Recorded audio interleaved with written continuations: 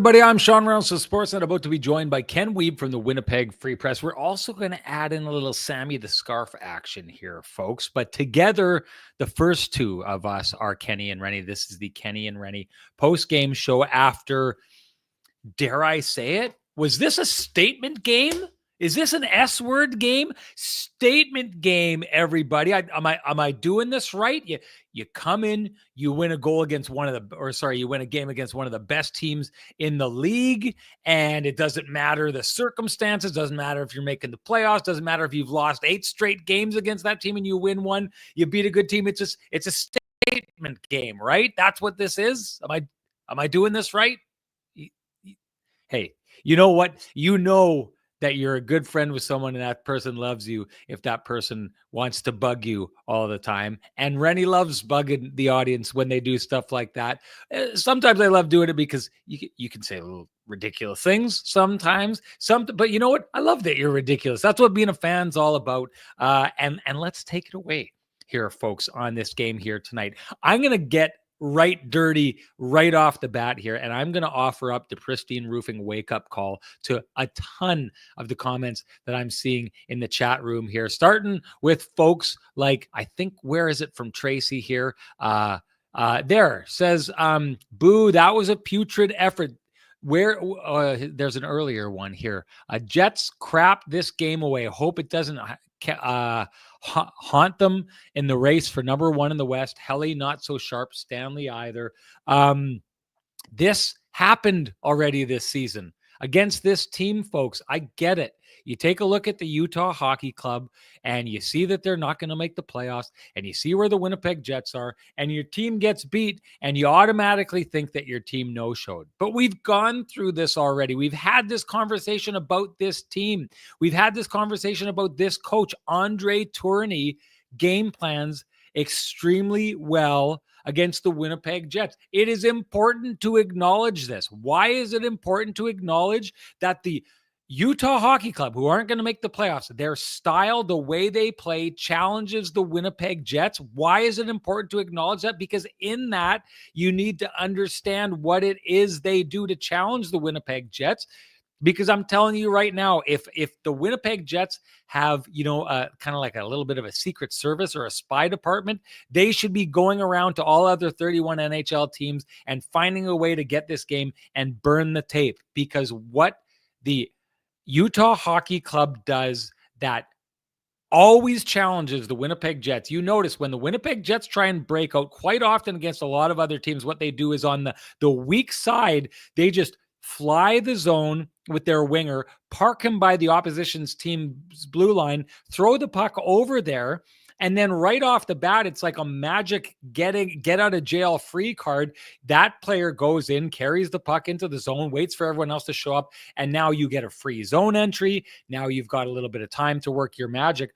What Utah does is every time the Winnipeg Jets try to either carry the puck out of their zone or pass the puck out of their zone, their defender doesn't get on his heels and backpedal. He attacks the Jets player on the way out of the zone. And what it does is it takes a team like the Jets that like to get rolling. We know this about the Jets. They like their momentum. They like to get rolling. They like to start pressuring on you and get in wave after wave after wave.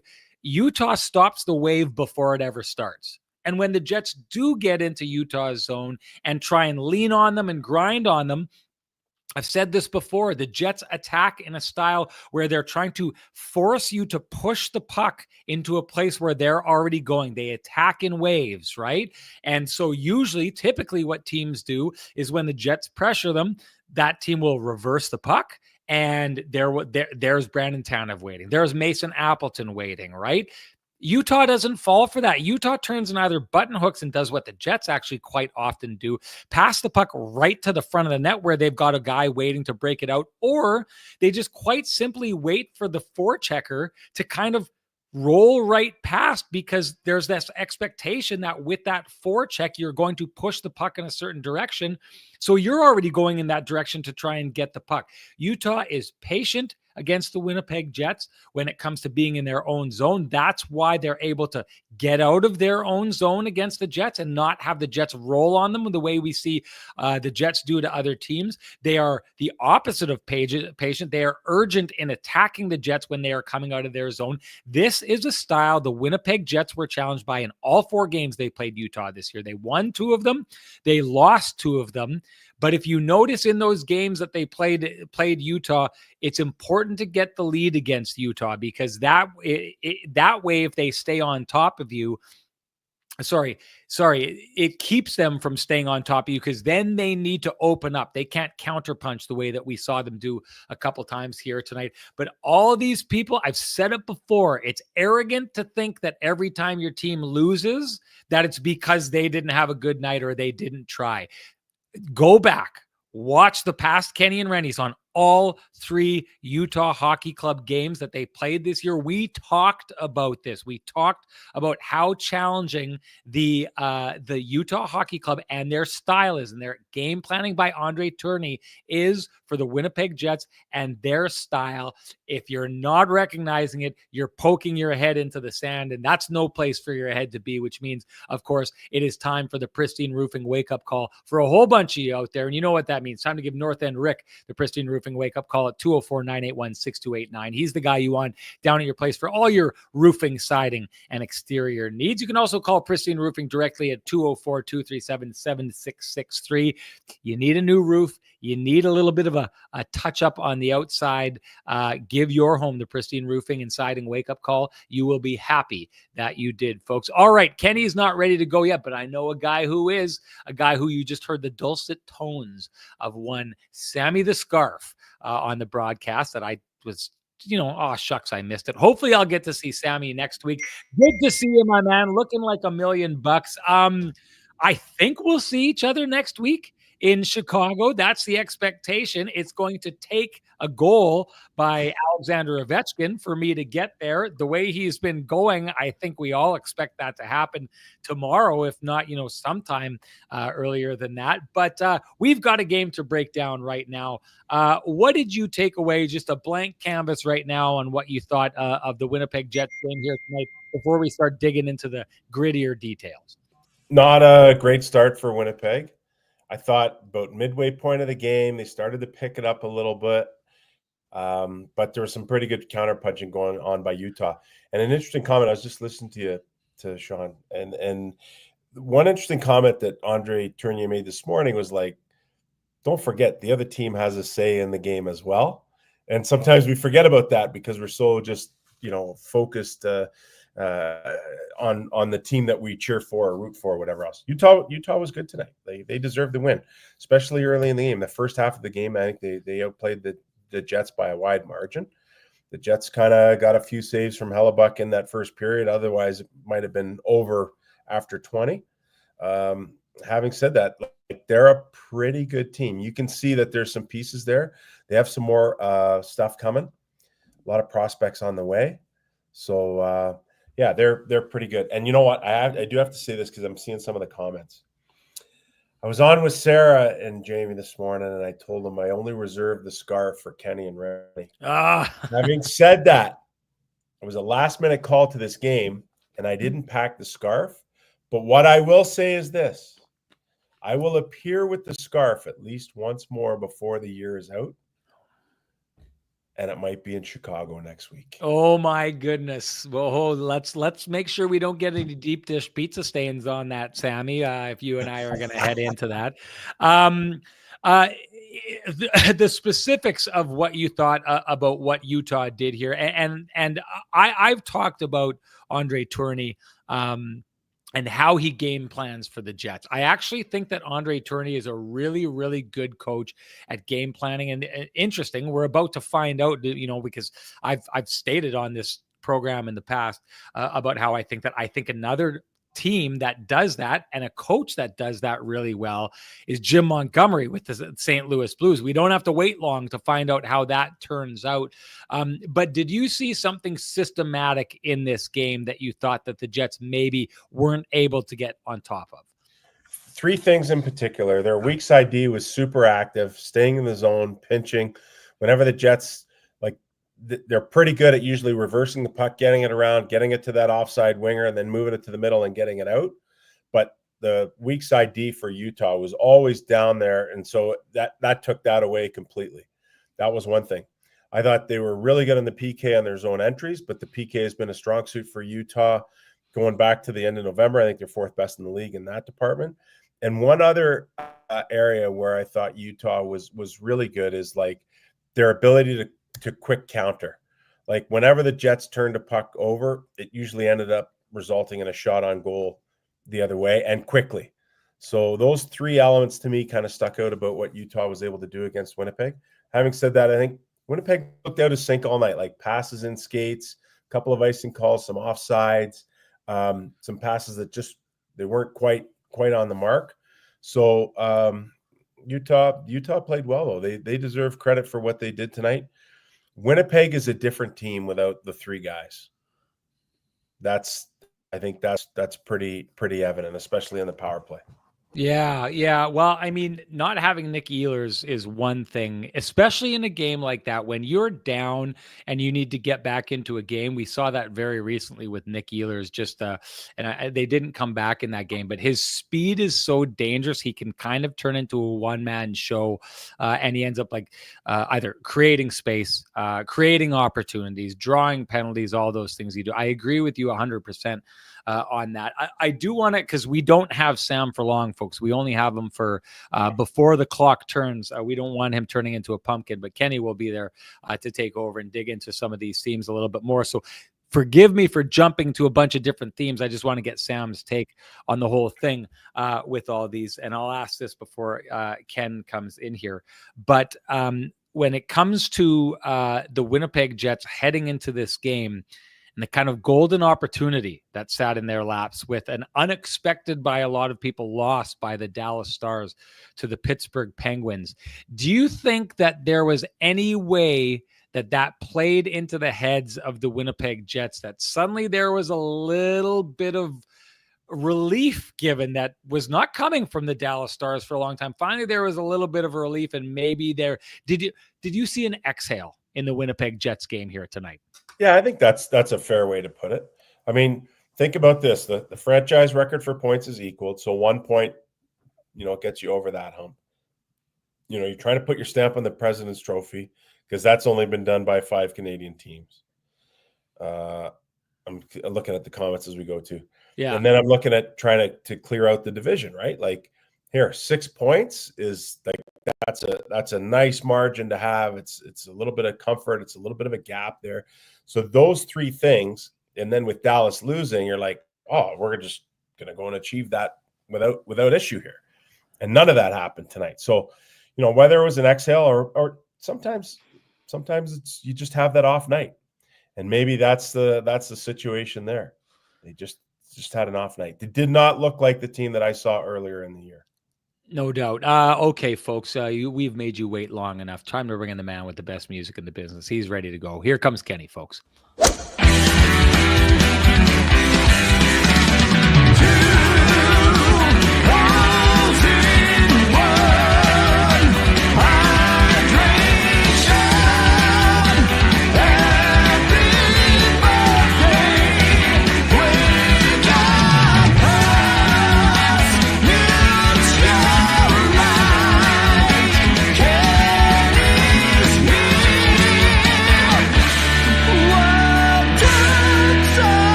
Kenneth Wiebe, as always, it's great to see you, and it's great to see that kind of combo you got going on. Is that a gold tie? How would you describe that? Or is that one of my old Oh, buddy, this is your copper Oilers colors here. This is a Sean Reynolds hand-me-down here, buddy. It's a beauty. It's a beauty.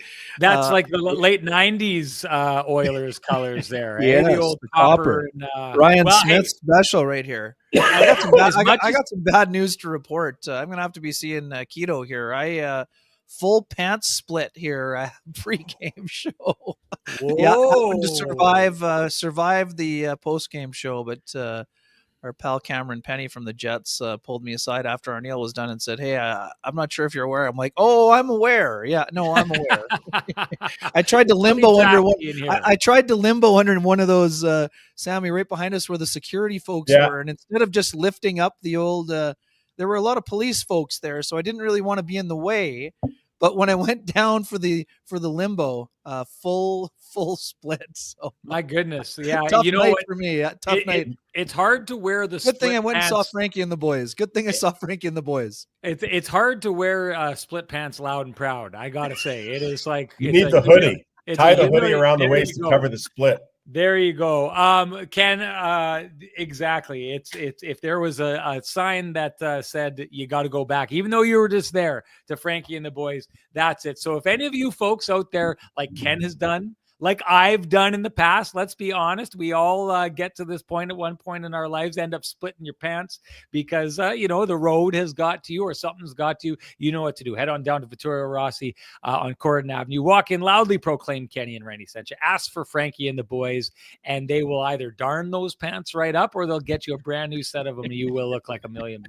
Or a hoodie to cover it. I promise. You know what? Here, I've already handed out the Pristine Roofing wake-up call, Ken, but I think this is a double wake-up call for your day. Hey, it was your birthday recently. You imbibed. You celebrated. Now it's time to get back. Now it's time to zero in. I don't think it was why, but I mean, I'll take the blame though. I'm going to be accountable. It was my fault. The pants ripped. I should have been smarter. That's for sure. Hey, I'm going to tell you this, Ken. I don't know what you're saying here, but I ain't never split my pants any other reason than they were too tight. Okay. So I'm not sure what you're trying to fly by us here, but we already did it, Ken. We already did it. Anyway, let's go for a double there. Yeah. The double Pristine wake-up call.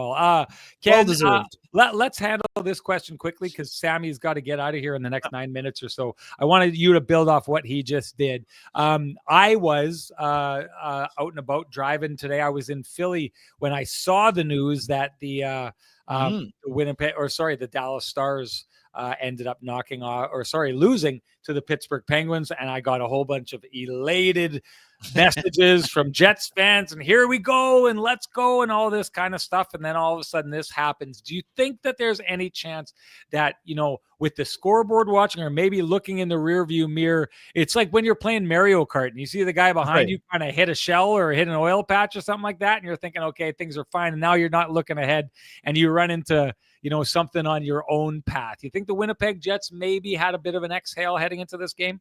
That's not how I interpreted it, Sean. And also, they definitely saw it was a big time missed opportunity. I didn't see an exhale, but I also didn't see anything close to the team we saw on Thursday in Vegas, where the Jets literally had their best first period of the season. Honestly, I mean, Sammy was here with me. Could have been 5-0 for Utah in the first period. Honestly, I mean, Connor Hellebuyck makes a couple of 10 bellers. Jets were completely flat, completely disorganized.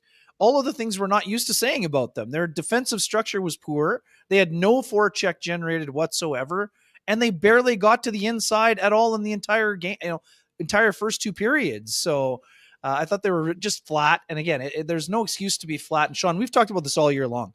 Utah Hockey Club has developed one of the best game plans against the Winnipeg Jets this year.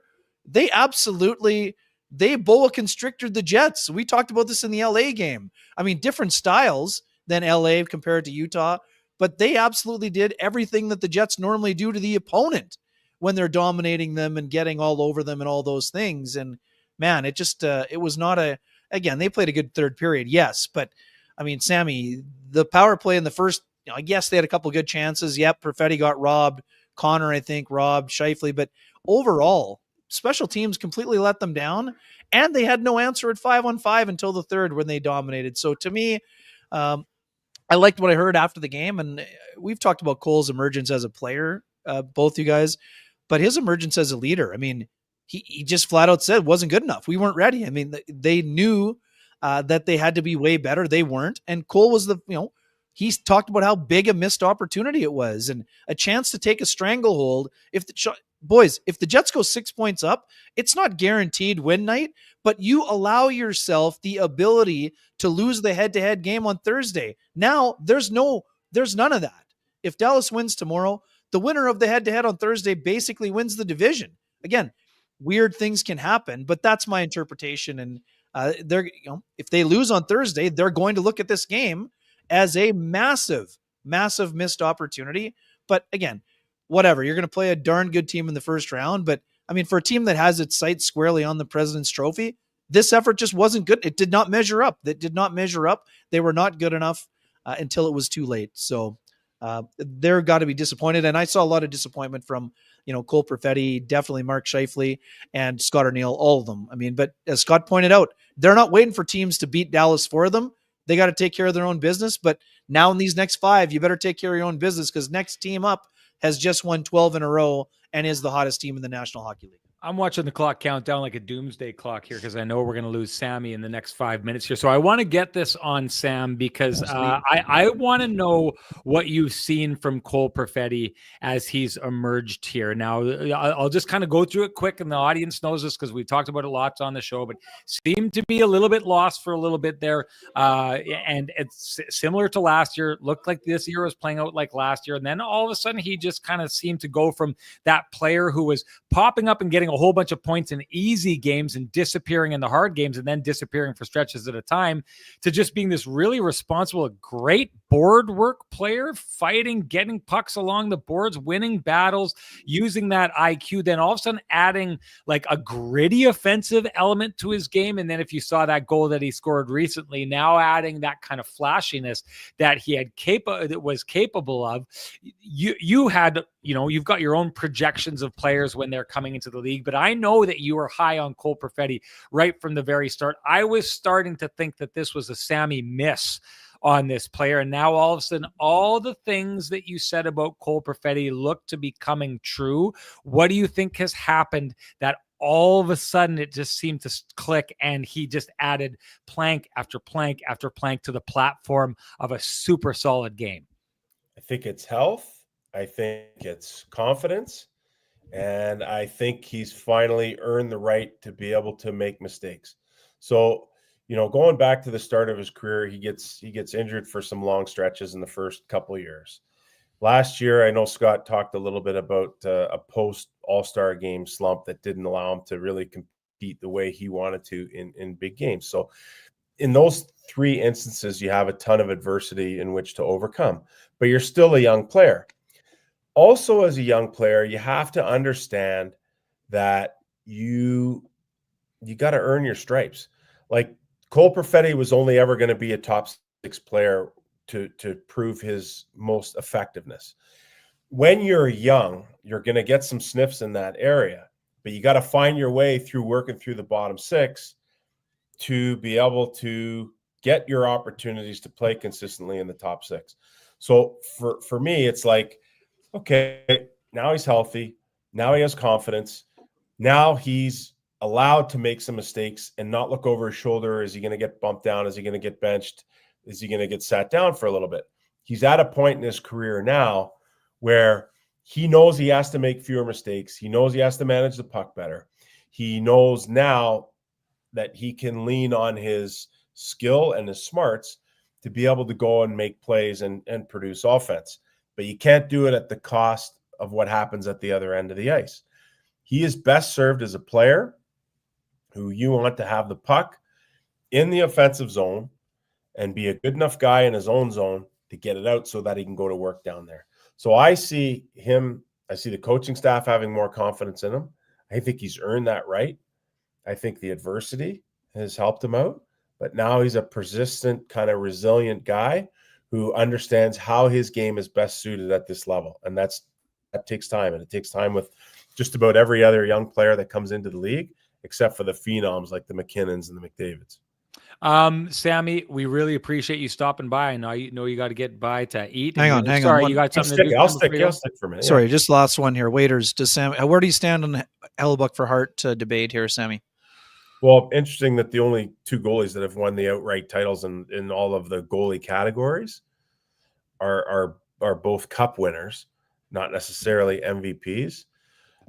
I'll be honest with you, I was a little shocked that he's the favorite based on the odds we saw tonight. I think he's definitely in the conversation, but it's pretty tough to outlast what McKinnon's doing, what Draisaitl has done with Edmonton. I think he's definitely a finalist. I don't know if he's the winner, though.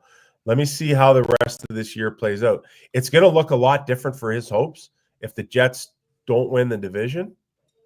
I think that's going to play a key part in it. And he may not necessarily have anything to do with it. But I think when you take the personal accolades and then you can apply them to the team mantra, winning the division and winning the President's Trophy, if those two things happen, his chances increase significantly. I still do believe he's a finalist. Good breakdown. Right on. Thank you, my man. Breakdown. Hopefully see you in a bit. You betcha. Hey, I think we'll see each other next week. If we do, we've got plans to do it up. Looking forward to it, Sammy. Thanks for joining us as always. I know the Kenny and Renny universe appreciates it as well. Thank you, the my scarf man. is back at least once more before the year's. Let's go. Let's go. Hey, I might bring two. One to cover up the hole in Kenny's pants. Touche. There he goes. Excellent stuff, Sammy. It leaves with an Appreciate you, my man. Bang. Good job, Sammy. Well deserved. Looking forward to seeing him next week. Let's start digging into the power play. Oh, here. I want to wrap on Perfetti. I mean, Sammy touched on it, but Sean, we talked about this. I wanted to see this line for weeks, and we saw it. Why did we see it? Because they needed a spark, not just the Jets offense as a whole. Mark and Kyle needed a spark, and Scott Arniel went to Cole Perfetti. And in the third period, they were a completely different line. I'm not saying it was all Perfetti, but he was driving play, which is why he got the promotion. And honestly, Sean, I thought Cole was the best player for the Jets today that was wearing skates out of skaters. I mean, Hellebuck was their best player, but Perfetti I thought was excellent. Scheifele had tons of chances, 6 shots on net, 9 shot attempts. But I loved the way that Cole played, loved the way he crashed the net. Yes, he was tripped, but, fine. He talked about getting under people's skin. Vejmelka was, making saves, so he went to the blue paint. Good on him. I thought he was very good today. Well, power play sounds good now.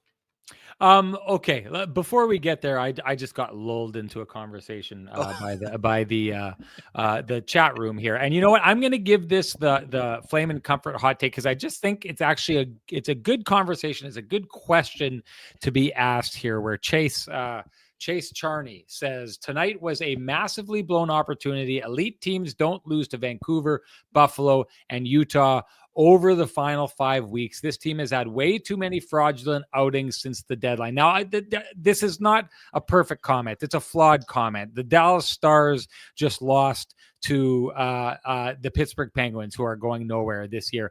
The Washington Capitals have been getting their lunch handed to them by some fairly subpar teams for a while now, and took a third period comeback to get back to their winning ways against the Chicago Blackhawks in their last game. So I disagree with the idea that losing to Vancouver, losing to Buffalo, and losing to Utah means that you're a fraud, right? Is what Chase Charney is saying here. But what I do agree with is that there's been a number of games, probably a more concentrated outing of games, and maybe even different, Ken, is that my feeling on the Winnipeg Jets is that one stretch where they went out to San Jose, they went out to Anaheim afterwards. Yep. They started going back to a game that I did not like. I didn't like what they were doing. I thought they were getting they were starting to show like hints and signs of a little bit of snake charmer. But usually what happens is the Jets fall into that for a while and then they work their way out of it. What we're seeing from the Jets down the stairs, the stretch here that Chase Charney points out is that the Jets are kind of up and down, right? Like, and this is why yesterday I think that the whole statement game kind of rubbed me the wrong way. Cause like you can't be the Jets and be mad that someone points out that you lost all your games to LA and be like, how dare you? We're the first place team in the league. And then turn around and beat a team for the first time in 9 outings and say, well, there's a statement game, and then turn around and get beat fairly handily by a team the next night, right? Like that's why I had a problem with that.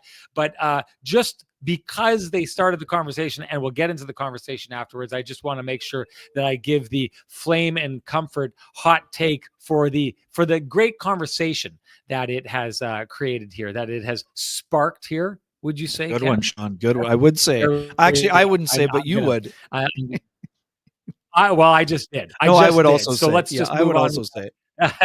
Chase Charney, you've got the K&R Hot Take brought to you by Flame and Comfort, Manitoba's premier supplier of fireplaces, wood stoves, inserts, and everything hearth-related. After 50 years heating up your world, Flame and Comfort will soon be moving. You will find, once they do, it will be one of the most impressive showrooms in Western Canada. You do not need your hot takes, folks, to keep that warm feeling inside. You can go visit Flame and Comfort. They will take care of it for you. Okay, Ken, the up and down nature, like EKG, electrocardiogram, or whatever we're looking at here. What is your take on the Jets since that huge win streak they had, at the kind of up and down nature from what we are seeing from this team?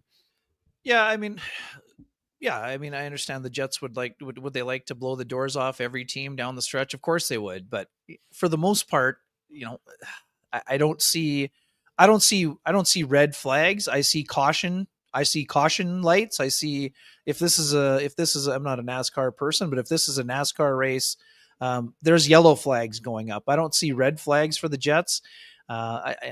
This is not a good effort. I've said that out of the gate. So did you. LA, it was kind of self-inflicted wounds that were aided by the immense pressure that was put on them by a team that was tenacious in all three zones and all over them. But I'm not looking here and saying, aha, these losses to those teams you mentioned. I mean, Buffalo beat a bunch of other world beaters in the last week as well. And no one's saying that those teams' Stanley Cup aspirations are going to be foiled because of a loss to a team that's down and out in Beverly Hills. I mean, that to me is, maybe it's not pristine roofing wake up territory, but it's an over exaggeration to me. Now, if the Jets had lost all three in similar manner on this road trip, then sure, you could put up. I mean, I wouldn't suggest panicking if you're a Jets fan, but I would suggest your yellow flag could go to a red flag. But again, in the last 2.5-3 weeks, we have evidence the Jets have risen to the challenge against the Washington Capitals and the Vegas Golden Knights, two of the best teams in the National Hockey League. So I don't see them getting into bad habits. And like you said, bringing back the snake charmer. I just didn't, they didn't have their legs today, and it showed. I mean, Utah, and this is what I said. I said this, I was sitting with Kevin Sawyer and Dan Robertson, and I'm looking over at Kevin and I'm saying, we watch Utah play like this and we wonder, how the hell is this not a playoff team? You know why? Because they don't do it enough over 82 games. They do it against the Jets, but they don't do it against the San Jose Sharks and the Anaheim Ducks and some of the teams near the bottom of the NHL. So, I mean, sometimes teams just don't match up well against other teams in a year. This is one of those teams for the Jets. 2-2 against Utah this year.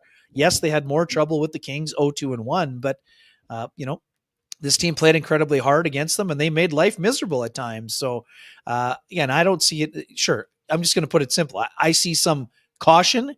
Jets got to get, the next conversation we're going to have is going to be about the power play. But I don't see this as any cause for concern. But again, we talked about this last year. The Jets went on an eight game ripper at the end of the year, and it ended up not mattering one bit after game one of the Stanley Cup playoffs last year. And I would even say after two periods. I mean, Jets had a humongous lead, and as you talked about, Sean, they might not have even won game one if the game was 10 minutes longer based on how their third period went. So anyways, our job is to not overreact. Our job is to dig in and analyze, and hey, some of the points that Chase made are fine. That's totally fine to point those things out. They're facts. They didn't play well against those teams.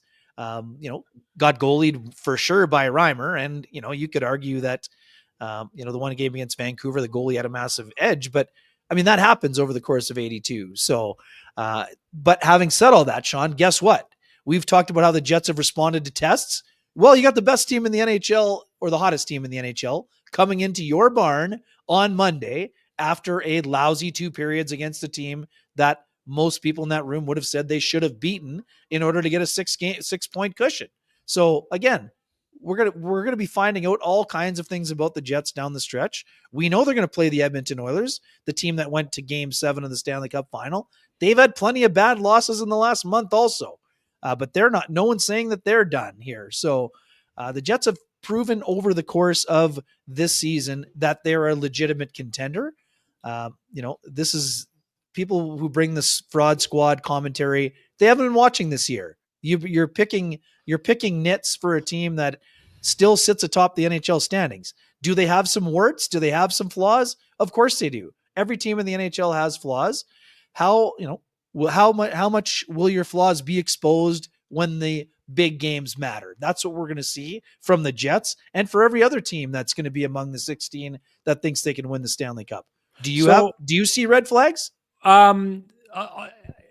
Entirely honest, no, I don't. Like I don't at all. Now, again, I think I'm different than you on this night. I just think that the Utah, I don't. And to be honest, this is twice now that the Jets have played this team and lost, where they come out and they say effort wasn't good enough and all this kind of stuff. Teams are good at taking speed away from other teams. The Jets are a team that is good at taking speed away from other teams by pressuring them. The Jets lose speed against Utah because Utah takes it away from them, because Utah doesn't let them start skating. They get in their way. The Jets are geniuses at that. Utah is as well. So I honestly think in 2 of the last 3 games here, the Jets have just been flat out beat. And I agree. And I'm not on the wagon of, well, if they just would have done this, they would have won that game. Again, I think it's arrogant commentary to think that every time that you lose, you lost because you didn't try, not because the other team beat you. Certain teams challenge teams' style, right? LA clearly challenges the Jets style. Utah, as we've been talking about all year, challenges the Jets style. But so too does a team like the Vegas Golden Knights challenge the Jets style. And then you went and you got the response that you got from the Jets on that night. So one of the reasons I don't see red flags, Ken, is because you take a look at a team like Dallas loses its game here tonight. B, we've seen the kind of up and down. Hey, the other night against the Washington Capitals, the Carolina Hurricanes looked like gods. And I know I'm going down Waiters. Waiters is the king of this excuse. Whenever the Jets lose, he'll scour the league and find another good team that lost as well and say, oh, well, they lost. Is that a problem too? Right? Like Waiters really likes to kind of like, put it off on everybody loses. It's not a big deal. And then what happens to the Jets in the playoffs last year happens. And, I'm not sure I like that excuse, but I'm in Washington. I'm in New York right now. I'm following them around. This is a team that was going toe-to-toe with the Winnipeg Jets. They've been atrocious over this losing stretch. This isn't bad bounces. This isn't the team that's, like running into plucky teams trying to get over the playoff line or anything like that. The Washington Capitals have been a bad hockey team for the last little while. Even their game now, they turn things around, and I'm starting to see, Ken, and I wanted to call you up and say that, okay, I'm starting to see signs of that team coming back. It's going to be interesting to see if they build on that game against New York now that the huge distraction is there and every time Ovi touches the puck.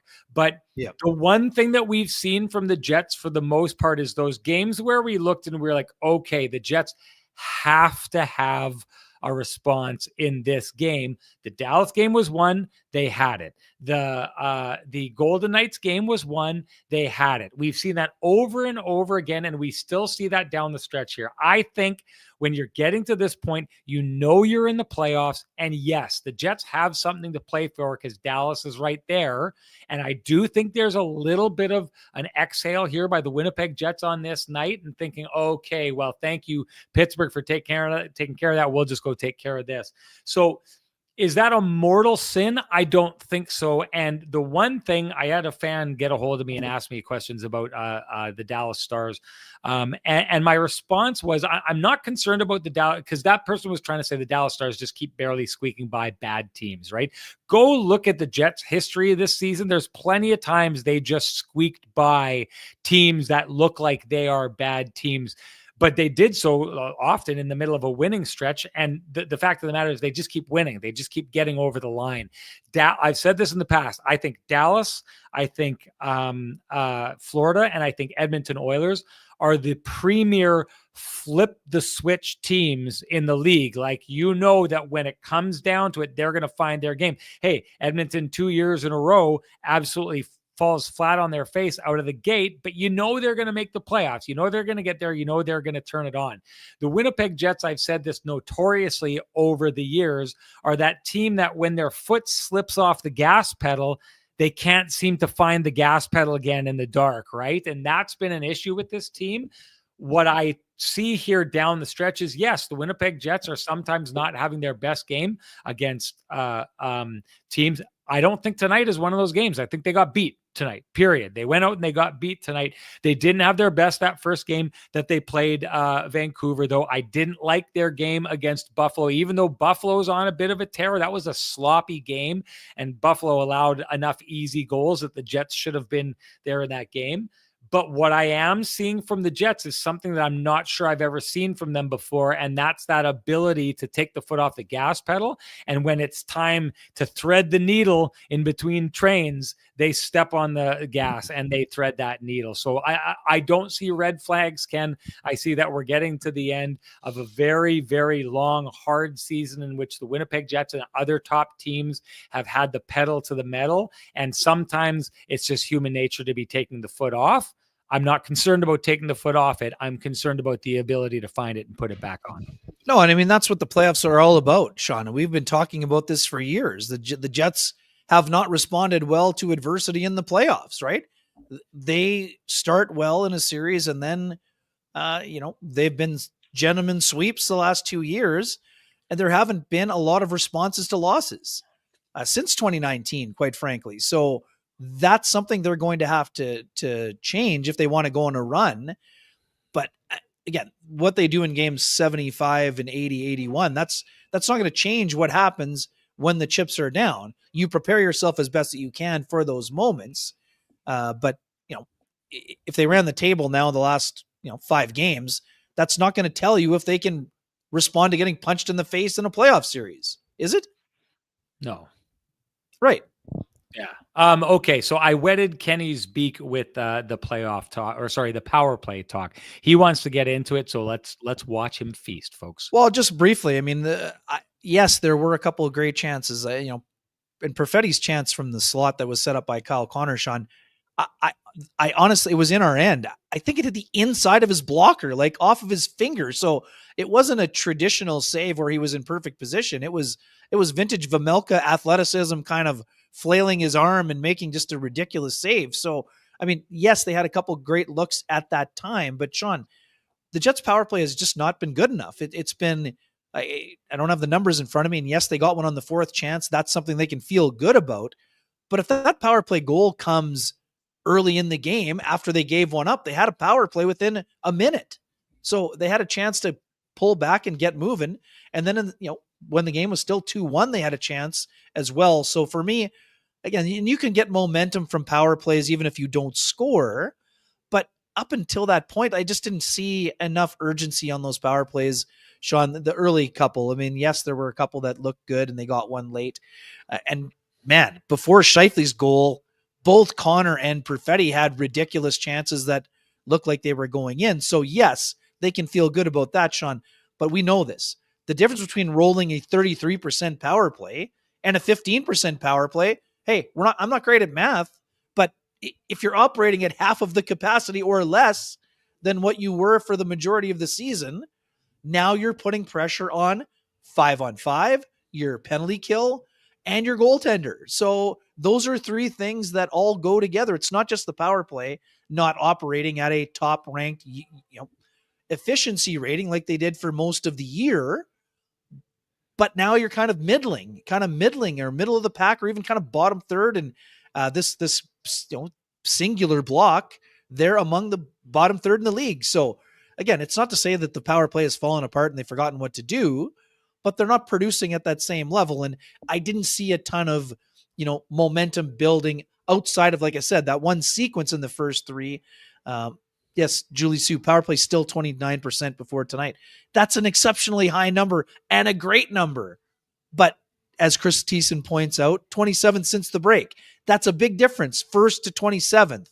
And we're saying it's less than half the efficiency as they had the majority of the year. Man, at one point they were almost at 40%, which was an absurd level and an impossible level to keep at that level. But here's the thing, Sean, and we know this. A team can survive when one of their units is not going.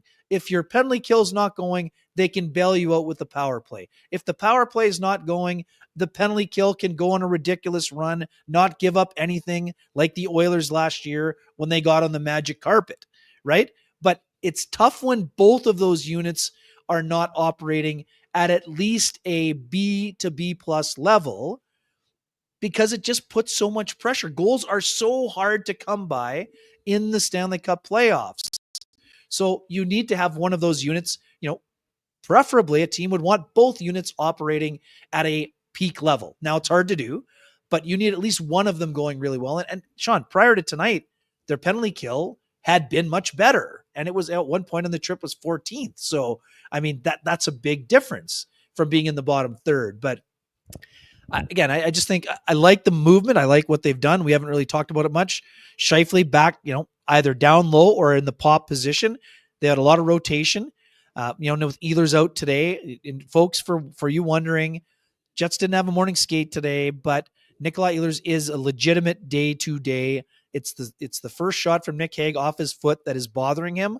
The second one from Perfetti, that one the swelling is down and it's fine. But he got a shot around between the foot and ankle in that range. Those are tough to take. And if it was game 1 of the playoffs or game 7, I do think that Ehlers may have been out there. But I think the Jets were using caution in this situation, and that's smart of them to do. And people saying, "Oh, you got to win the division." No, you don't put Nikolai Ehlers' playoff availability at risk because you think you can win the division with 6 left. That's not what they needed to do. We'll see how he feels on Monday. Massive game there, but in terms of the power play, they obviously missed Nikolai Ehlers. He's been a great performer on the power play, but I liked Mark Scheifele in the high slot. Mark Scheifele had a great power play chance in the first period off the belt, and he beat him. I mean, that was a great play. He had tons of good looks in there. So, sorry, that was in the second period. But to me, Scheifele moving around, that's good. Mark cannot be stapled just between the hash marks. He's got his ability to move around is a huge benefit for the Jets because he can pass it and he can shoot it. But yeah, I mean, does the power play miss Gabe Vilardi and Nikolai Ehlers? Of course it does. They're two of the big reasons why the Jets power play was operating at an absurd level for as long as it did this year. So when you've got a power play like the Winnipeg Jets and you are trying to attack it and trying to bring it down, which the league has been successfully doing for, a little while now since the Four Nations, you first start by attacking its biggest weapon. And it's hard to point out who the biggest weapon is on the Winnipeg Jets power play. But if you really think about it, it's Kyle Connor, right? And that shot. If you think about it at the beginning of the year, Kyle Connor kept getting opportunities and then boom, it was in the back of the net. You'll notice that's not there anymore. Okay. So just like what we've seen with the Washington Capitals and Alexander Ovechkin, they are not quite parking someone right beside him the entire time, but Kyle Connor is not getting those opportunities anymore. He's been taken away and he's been relegated essentially to being a player. They only really give him one option, Ken. They don't even give him that move it down low option anymore. Kyle Connor has been a guy who's been taking the puck and he's been filtering it up to Josh Morrissey. Okay. So what we're seeing here isn't, people are going, I've talked about this in the past. People are going and they're saying, well, what's wrong? How come they're not doing this anymore? How come they're not doing that anymore? It's not necessarily what the Jets power play is doing. It's that the fact that sometimes it's not the best thing to be the runaway best power play in the league from the start of the year right until the end of the year, because every team that comes rolling in knows, well, they've got this power play that if you let them burn you, you're probably going to lose. And Ken rightly touched on it earlier on.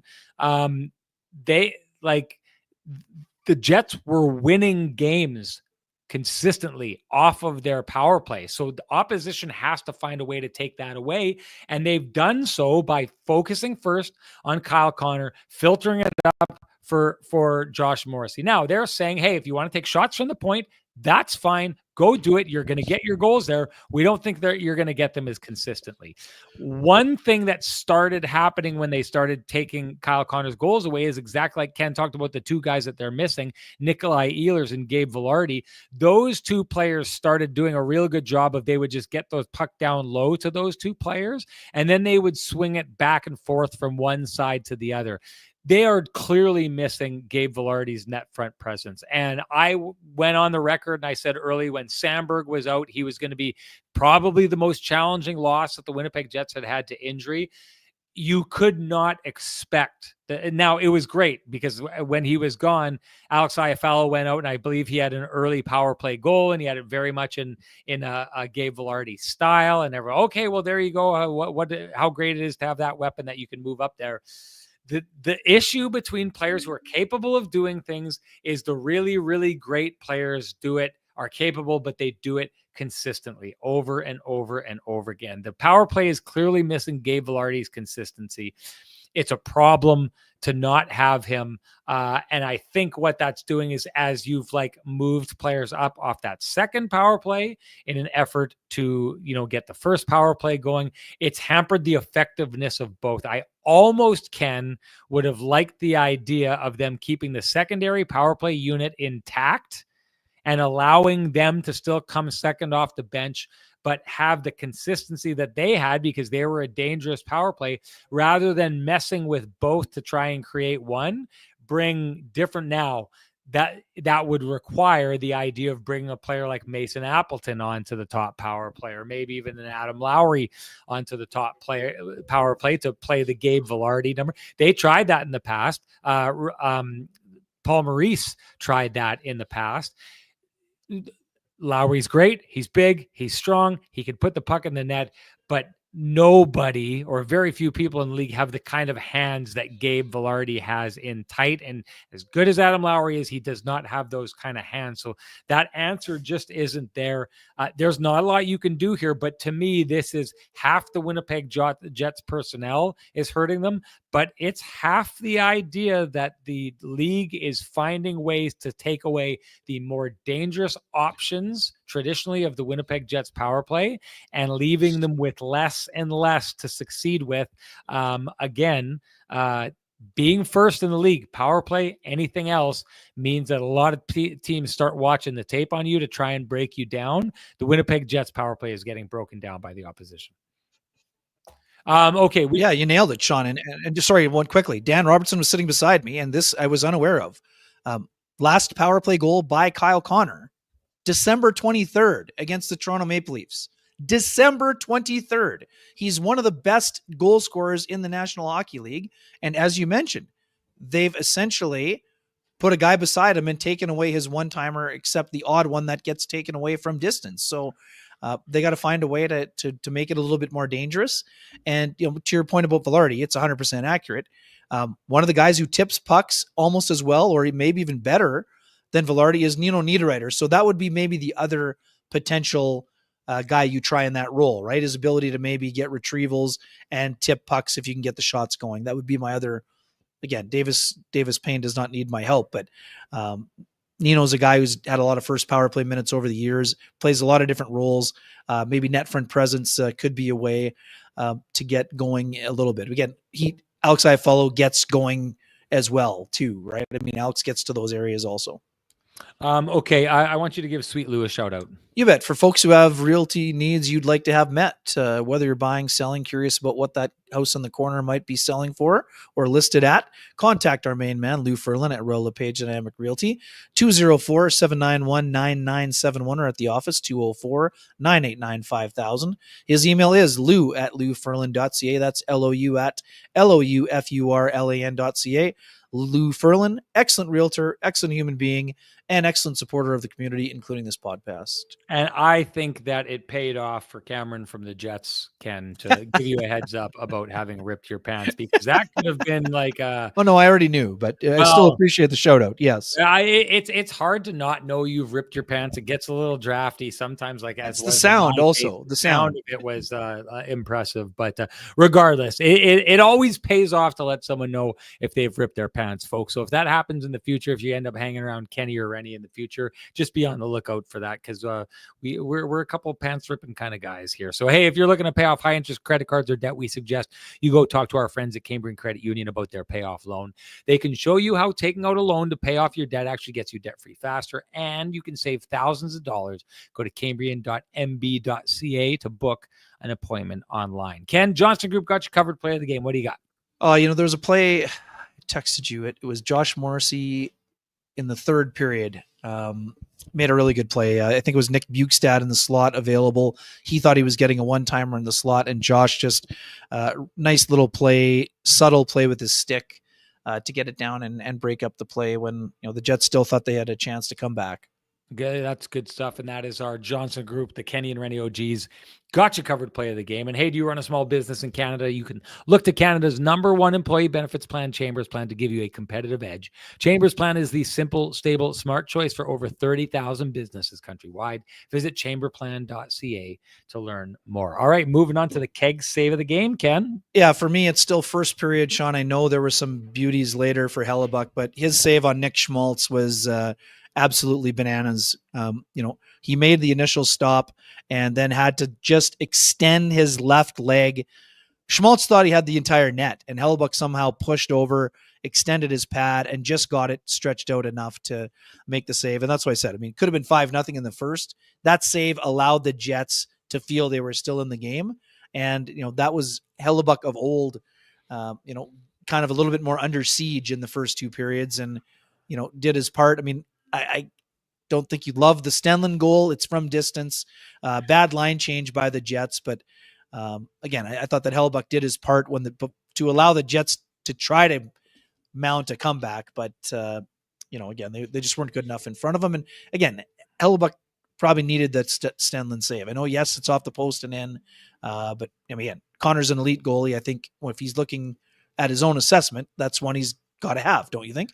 Yeah. Oh, yeah, most definitely. And I think if you're talking about self-assessment, I don't think he likes that first goal either that goes through him. I got to say, this game kind of reminded me about what we're seeing this was a microcosm of what we've seen from the Jets recently. You saw him at the highest of highs, making the kind of saves that were keeping his team in the game. And then you saw him, in my opinion, in a couple of instances, allowing goals that kind of harmed his team on this night. So like the Jets we talked about earlier lately have been up and down, a little bit of a stock market game there. I feel in game, that was that kind of game for Connor Hellebuck as well. But I'll go with you on your keg save of the game, Ken. Doesn't matter what we think, though. Share with us your hashtag, the keg save of the game. You're automatically entered to win a $50 gift certificate usable at any of the 3 fine keg locations here in the city, or there in the city of Winnipeg, each location finer than the last. And the winner from our last show, that would be Miss Spell. You know what to do.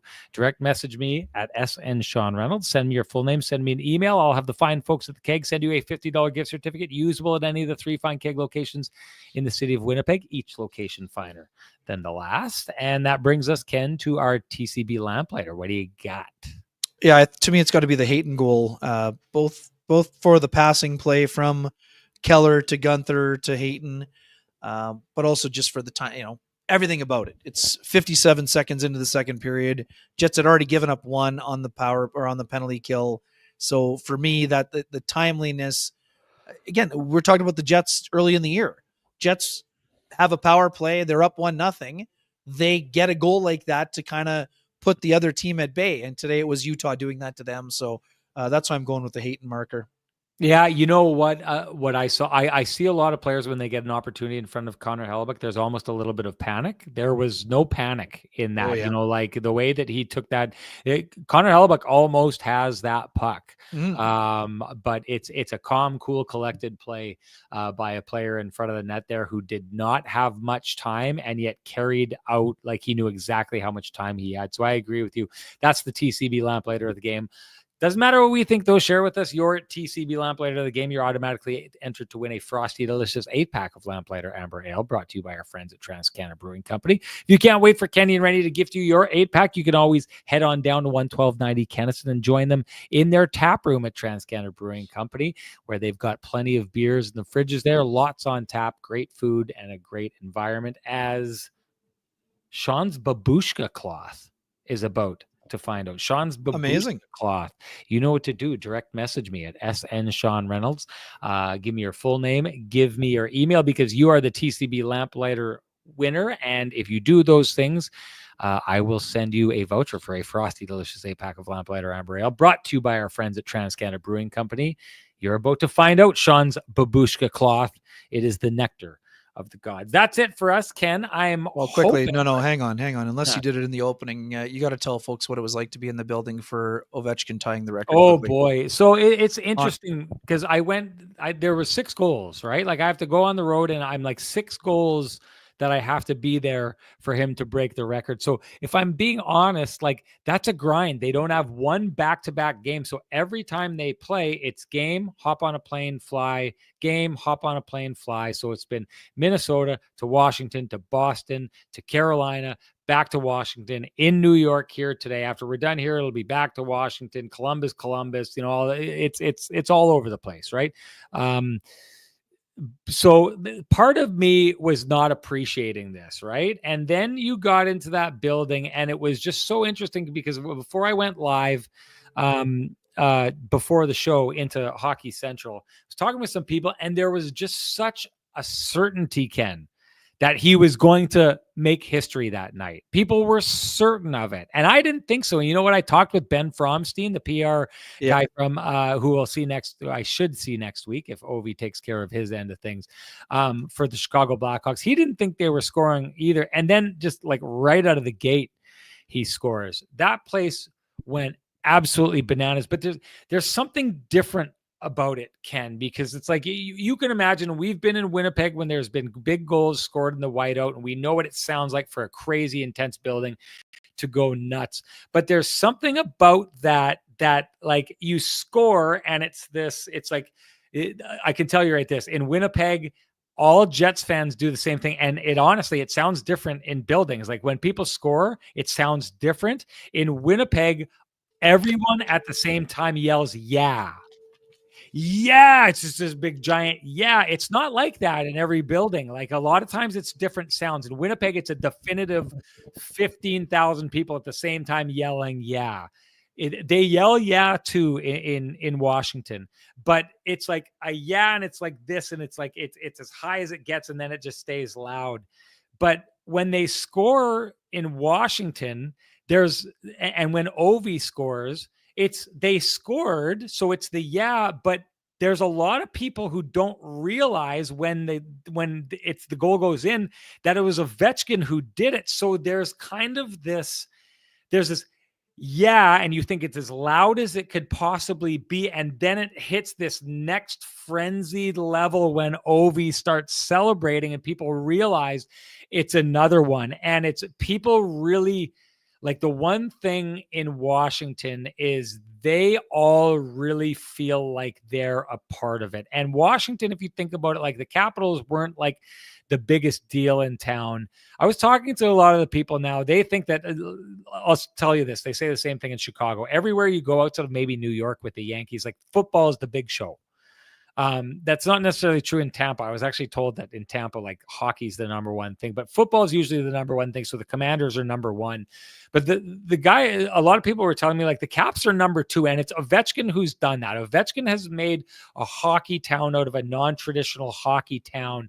So I think they feel part of it as well, because what he's built in his career, they've built in a fan base. So everyone is just so connected to it. And it's not like a player who came from somewhere else and shared a bunch of goals. Like, Wayne Gretzky, by the time he sets that record, he's doing it. So LA is really happy about it. But like Edmonton was such a huge part of all those goals, and it happens against them. And it's hard to get behind that, right? This is all one player, one organization. They've all grown together. They really feel like he's like a son of theirs.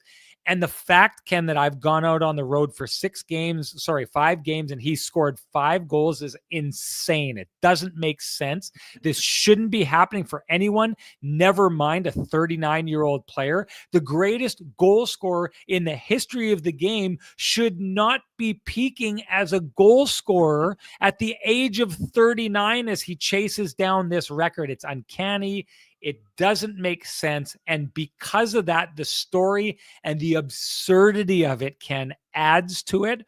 And what that did is it led to that moment where he just went absolutely nuts. There's neat little things that happen. His son changes seats every period so he can be along the boards to get like a fist tap from his dad.